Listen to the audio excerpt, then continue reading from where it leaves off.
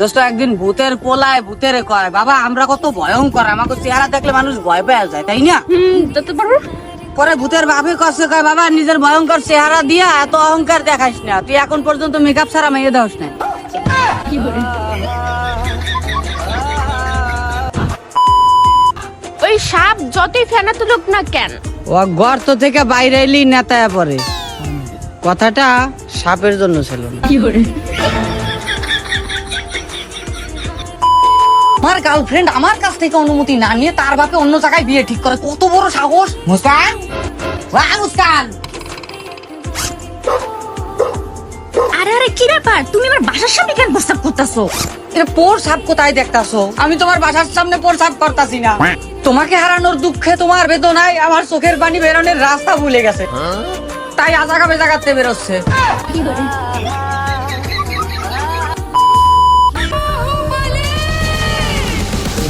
এই, তুমি একটা ফাউল শেষটা বেয়াদব একটা পোলা, তোমার লাগে আমি রিলেশন রাখুম না, ব্রেকআপ। ওই যে কথা আছে না, যেসব মেয়েরা কথায় কথায় রাগ হয়ে যায়, বুঝছেন, অগো ছোটবেলায় কামড় দিয়ে দৌড় দেওয়ার রেকর্ড আছে। জীবন, হ্যাঁ? নারী কি শিলাটকায়?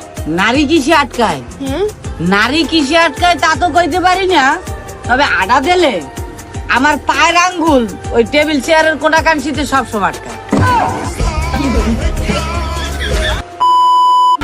তুমি সুন্দর তাই তোমাকে ভালোবাসি, তুমি সুন্দর তাই তোমাকে ভালোবাসি, আসলে বিষয়টা এরকম না। কিরকম? হতেও পারে আমার চয়েস খারাপ।